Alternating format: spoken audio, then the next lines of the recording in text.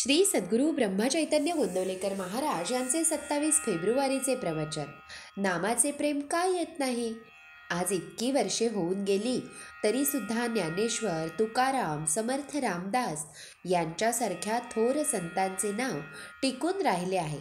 याचे खरे कारण हे की त्यांचे नामावर अत्यंत प्रेम होते. या सर्व संतांच्या वचनावर आपण विश्वास ठेवतो. त्यांच्याप्रमाणे नामाचे प्रेम आपल्यालाही यावे असे आपल्याला वाटते.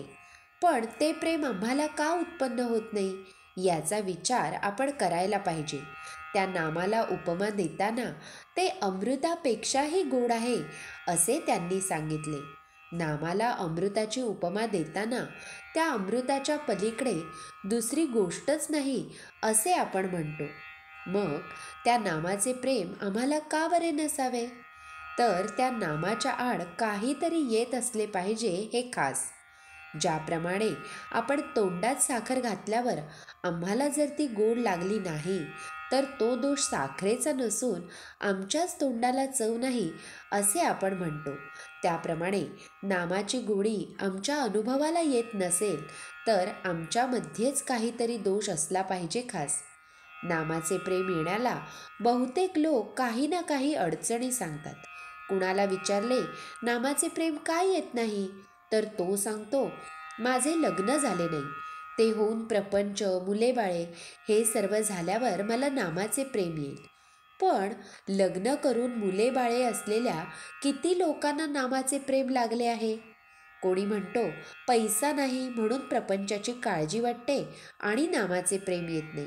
परंतु अगदी भरपूर पैसा असलेल्या किती लक्षाधीशांनी नामाचे प्रेम मिळविले आहे. कोणी म्हणतो या प्रपंचात बायको, मुले, आजारपण, शेतीवाडी यांच्या व्यापामुळे आम्हाला नामाचे प्रेम लागत नाही. तर कोणी म्हणतो प्रपंचात राहून मला आता कंटाळा आला आहे, मी आता संन्यास घेतो म्हणजे मला नामाचे प्रेम येईल. तर कोणी प्रापंचिक दुःखाला कंटाळून अगदी आत्महत्या करायला निघतो. अशा रीतीने सर्वजण ज्या परिस्थितीत असतात त्या परिस्थितीत नामस्मरणाला अडचणच सांगत असतात.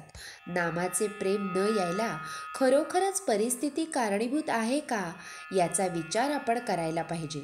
मला वाटते नामाचे प्रेम न यायला खरोखर कारण कोणते असेल तर भगवंत हवा असे आम्हाला मनापासून वाटतच नाही.